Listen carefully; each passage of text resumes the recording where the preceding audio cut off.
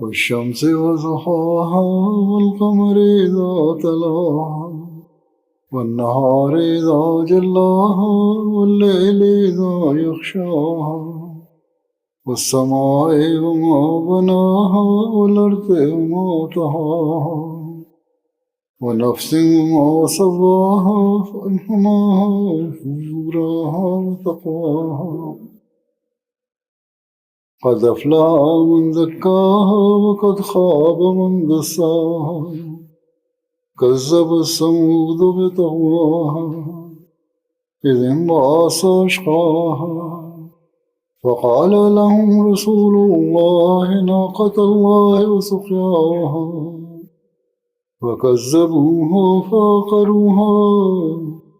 فدمدم عليهم ربهم بذنبهم فسواها ولا يخاف